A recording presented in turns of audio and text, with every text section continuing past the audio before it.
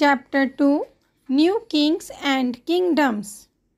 First, many new dynasties emerged in different parts of the subcontinent between the 7th and 12th centuries. Second, in the 7th century, there were big landlords or warrior chiefs in different regions. They were acknowledged as subordinates of samantas of kings. Third, samantas were expected to bring gifts and provide them with military support. As samantas gained power and wealth, they declared themselves to be Mahasamanta Mahamandaleshwara. Fourth, the Rashtrakutas in the Deccan was initially subordinate to the Chalukyas of Karnataka, but later overthrew his Chalukyas overlords and performed a ritual called Hiranyagarbha. Fifth, Kadamba Mayur Sharman and Gujara Pratihara Harichandra were Brahmins who gave up their traditional professions and took to arms, successfully establishing kingdoms in Karnataka and Rajasthan respectively. Sixth, many of new kings adopted high-sounding titles such as Maharaja, Adhiraja, that is Great King, Tribhavna, Chakravartin, Lord of the World, etc. They often shared power with their samantas as well as with association of peasants, traders and brahmanas. Seventh, in each of these states, resources were obtained from the producers, that is peasants, cattle keepers, artisans. Eighth, the Cholas who ruled in Tamil Nadu referred to more than 400 terms for different kinds of taxes. The most frequently mentioned tax is Veti, taken not in cash but in the form of forced labor, and Kadami or land revenue. There were also taxes on thatching the house, the use of ladder to climb palm trees, and seize on the succession to family property, etc. Ninth, the collected taxes were used for the construction of temples and forts, to fight wars and access to land as well as trade routes. 10th, for collecting the taxes or revenue, the functionaries were generally recruited from influential families and positions were often hereditary. In many cases, close relatives of the king held these positions. 11th, one Prashasti written in Sanskrit and found in Gwalior, Madhya Pradesh describes the exploits of Nagabhata, a Pratihara king. 12th, kings often rewarded Brahmanas by grants of land. These were recorded on copper plates which were given to those who received the land. 13th, the 12th century was a long Sanskrit poem containing the history of kings who ruled over Kashmir. It was composed by an author named Kalhana. 14th, warfare was the way to control others' areas. In the Ganga Valley, city of Kanuj was the area where three dynasties fought for control. These dynasties were Gujara, Pratihara, Rashtrakutas and Pala dynasties.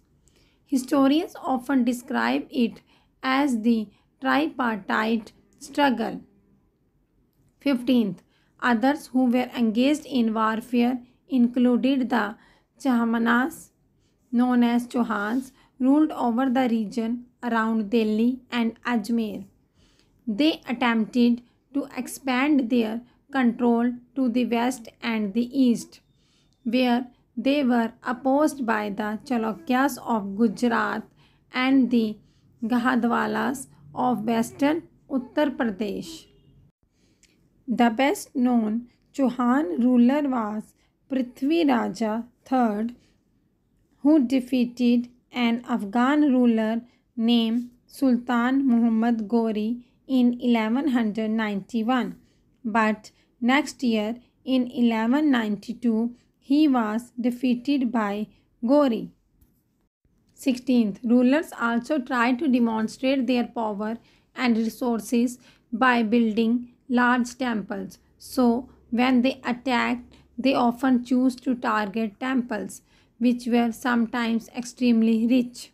17th, such rulers was Sultan Muhammad of Ghazni, Afghanistan. He ruled from 1997 to 1030 and extended control over parts of Central Asia, Iran, and the northern western part of the subcontinent. He raided the subcontinent almost every year. His targets were wealthy temples, including that of the Somnath, Gujarat. 18th, Al-Biruni was a writer of this period. He wrote Kitab al-Hind in Arabic. 19th, Muttaraiyar was subordinate to the Pallava kings of Kanchipuram. Vijayalaya, who belonged to the ancient chiefly family of Cholas from Uraur, captured the delta from the Muttaraiyar in the middle of the 9th century. He built the town of Thanjavur and temple of goddess Nisambasundini there. 20th, Vijayalaya conquered the Pandyan and the Pallava territories to the south and the north were the made part of this kingdom. 21st, the big temples of Thanjavur and Gangaikonda-Cholapuram built by Rajaraja and Rajendra are architectural and sculptural marvels. 22nd, temples and their area were maintained by those who worked at the temple and were often lived near them. Priests, garland makers, cooks, sweepers, musicians, dancers, etc. In other words, temples were not only places of worship, they were the hub of economic, social, and cultural life as well. 23rd, Chola bronze images are considered amongst the finest in the world. While most images were of deities, sometimes images were made of devotees as well. 24th, many of the achievements of the Cholas were made possible through new developments in agriculture. The Kaveri branches off into several channels before emptying into the Bay of Bengal. Water from the channels also provides the necessary moisture for agriculture, particularly the cultivation of rice.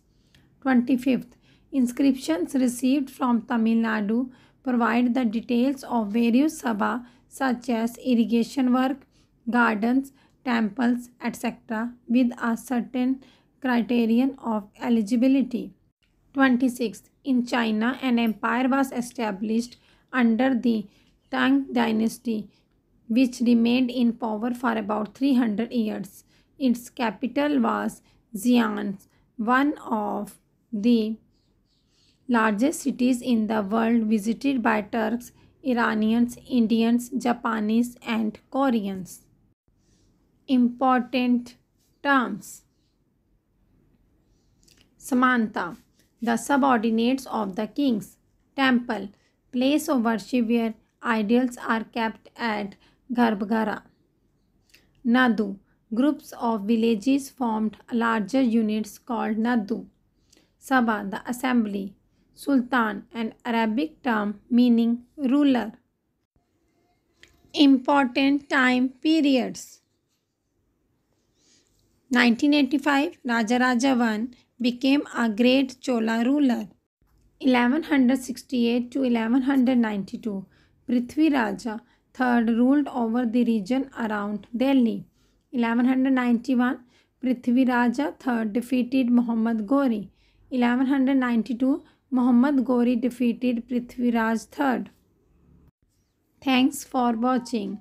For more videos, please like, share and subscribe the channel.